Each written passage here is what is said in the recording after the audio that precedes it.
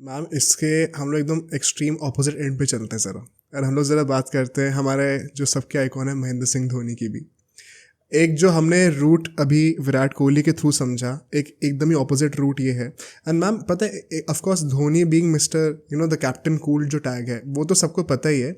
मुझे एक और एंगल इसका समझना था आपसे। आई थिंक ये दोनों चीज़ें को रिलेटेड भी हैं। एक तो ऑफ कोर्स कि how is he so cool and what is the mindset behind it. Secondly मुझे जो लगता है जो लोग शायद डेल्व नहीं करते इसके ऊपर, it is not just that he is काम बट ऑल्सो कि डिसीजन मेकिंग प्रोसेस कितनी एक्यूरेट और कितनी तेज हो रही है under pressure. Perhaps it is an outcome of being काम।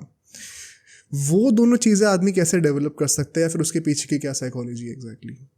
सो यू आर सेइंग कि कामनेस कैसे डेवलप करें और डिसीजन मेकिंग कैसे डेवलप करें? या like accurate and quick decision making, या क्या वो सिर्फ इनबॉर्न ही आता है या फिर आप ट्रेन कर सकते हो? ना ना ना ना सो डिसीजन मेकिंग मेरा बहुत ही फर्म कहना है कि डिसीजन मेकिंग एक एस्पेक्ट ऐसा है कि you are not born with it, वो हमको डेवलप ही करना पड़ता है। So one of the ways कि वो एक्सपीरियंस से आप डेवलप करेंगे, और ये एक्सपीरियंस इन द सेंस जिस तरह से आप खुद को मोल्ड कर रहे हैं, राइट, जिस तरह से आप बचपन से कुछ चीजों से गुजर गए हैं, सो वो शायद वो आपको डेवलप करेगा और वहां से वो डिसीजन मेकिंग आपको हेल्प करेगा। सेकंड मोस्ट इम्पॉर्टेंट, बहुत चीजें कोचिंग पे कनेक्टेड है और आपके पेरेंटिंग स्टाइल पे भी कनेक्टेड है, स्पेशली जब आप डिसीजन मेकिंग की बात करते हैं। सो डिसीजन मेकिंग, अभी हम एमएस धोनी की बात करें तो ऑन फील्ड डिसीजन मेकिंग है, पर जब भी मैं पेरेंट्स के साथ भी बात करती हूँ या कोचेस के साथ बात करती हूँ, आउट ऑफ द फील्ड भी जो डिसीजन मेकिंग या डिसीजन लेने की चीजें हैं, वहां पे भी आप कैसे डेवलप करते हैं प्लेयर्स को, it all depends even on that, right. So आप whether you are making the player an independent minded और whether you are making a player dependent, it all depends on आपका डिसीजन मेकिंग वहां पे कैसे होगा। Like for example, अभी थोड़ा मैं क्रिकेट से हट के बात करती हूँ कि I train a lot of table tennis players as well. So बहुत बार मैं दो अलग अलग टाइप के प्लेयर्स को देखती हूँ कि एक सेट ऑफ प्लेयर्स ऐसे हैं कि हर एक पॉइंट के बाद, चाहे वो पॉइंट जीते या हारे, they will look behind and look at the coach, waiting for the instruction, feeding in coming. Okay, so वो एक टाइप के प्लेयर्स है। दूसरे ऐसे प्लेयर्स है बिंदास, अब कोचेस कहाँ बैठे, पेरेंट्स कहाँ बैठे पता भी नहीं होता है, they are just playing their own game. Okay, so this is what I call it as an independent minded player and a dependent minded player.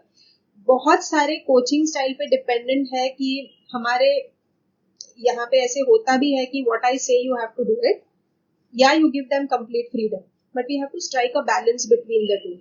और ये आपके डिसीजन मेकिंग स्किल्स को बहुत डेवलप कर देता है, right. So I have seen a lot in the cricketing world, बहुत सारे ऐसे कोचेस जिनके साथ मैंने इंटरेक्ट किया है, they will give you instructions but they will also give you a leeway to decide, and that's the best way। जैसे मैंने बताया कि वो बैलेंस स्ट्राइक होना बहुत जरूरी है कि आपको क्या करना है वो नहीं बताना है, आपको इंस्ट्रक्शंस या ये क्यों करना है, you have to guide them, but also take the input from the players कि मैं वो सिचुएशन में कैसे खेलूंगा या वो शॉट में कैसे खेल सकता हूँ, and have a discussion, a very very a very I would say a fruitful discussion with the coaches would help you to develop as a good player and a good decision maker on the field. So that is one. So decision making वो हम build कर सकते हैं, definitely you're not born with like a good decision maker, but also the second thing is when we're talking about MS Dhoni, he works a lot on, as I mentioned earlier, plan A, plan B. And that's the second reason why we call him as Captain Cool.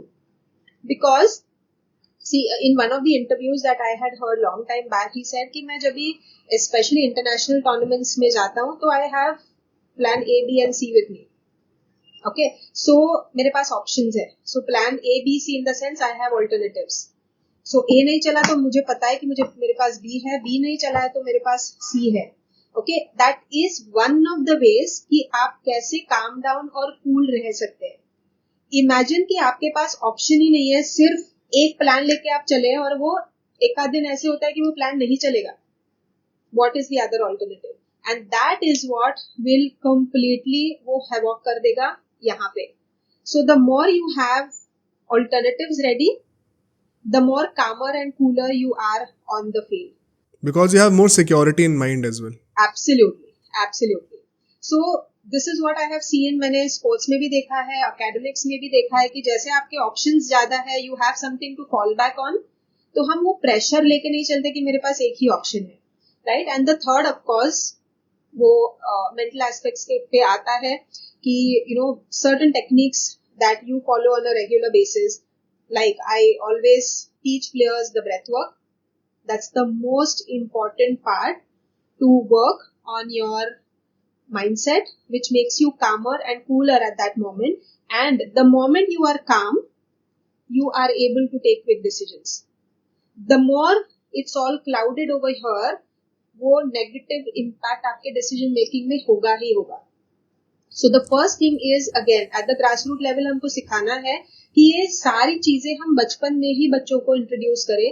Meditation कैसे होता है, breath work कैसे होता है, regular basis पे हम ये कैसे प्रैक्टिस करें ताकि ये बिकम्स अगेन अ हैबिट. और आप वहां पे ही मेंटली बच्चों को छोटे एज में ही काम डाउन कर रहे हैं. एक बार काम डाउन कर रहे हैं तो उनको पता है कि वहां पे जाके if I am mentally cool, I know I can take better decisions. Because it goes hand in hand. The moment I know I'm calm and cool, my decision making ability is much better, and it's proven by research. हम एक और चीज़ जो MS Dhoni ने कही थी, मैं उनका interview देख रहा था, उनसे पूछा यही गया था कि how do you stay so calm under pressure. So he said it is very easy, don't think about the outcome. It's the and process. the thing is कि अब ये चीज़ सुनने में तो बहुत अच्छी लगती है एंड लगता है कि क्या आदमी है, बट फिर उस चीज़ को इम्बाइब, जब आपको पता है आपको क्या चीज़ इम्बाइब करनी है, उसके बाद भी वाई इज इट कि इतनी डिफिकल्ट चीज़ है ये इम्बाइब करना अपने अंदर.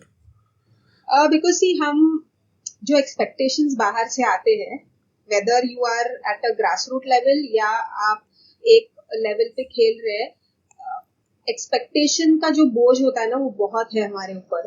तो वो हमको ना प्रोसेस से थोड़ा दूर हटाता है. See everybody, whether it is MS Dhoni, whether it is Rafa, Federer, everybody, Djokovic, everybody has said कि come back onto the process, right? Process and what I always teach players the 3 P's. The first one is come back onto the present.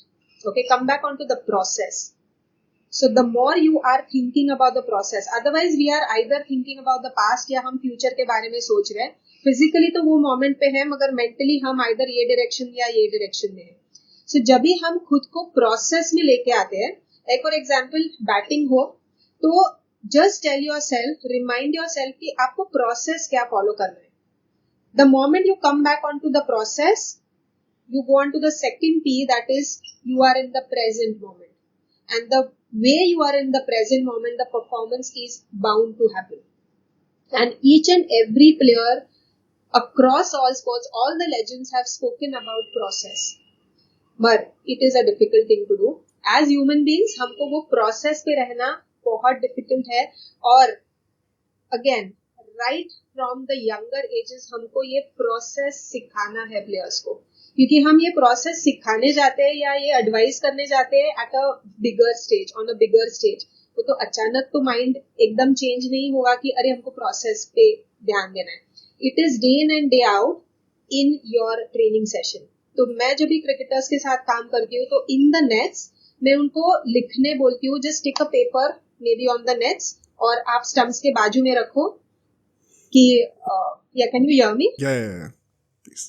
Okay, so or you can keep it next to the stumps. आपके 2 या 3 processes वहां पे लिख के रखो, so that your mind will keep going on to the process, right? और थोड़ा भी दिमाग हट रहा है, just come back, read that.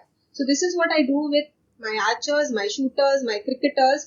That is how you train to come back into the process. So एक बार वो process वाली habit लग गई, that's what is going to help you even in the matches. That is why directly going on to the process in the matches, it's difficult. Ma'am before moving on to the next player, मैं आपकी जो अभी आपने मुझे धोनी के बारे में सिखाया, मैं वो लर्निंग अप्लाई करके एक बार पिछले चीज़ को कोरिलेट करना चाहता हूँ, एंड आप प्लीज़ मुझे बताइएगा मैं सही बोल रहा हूँ कि नहीं.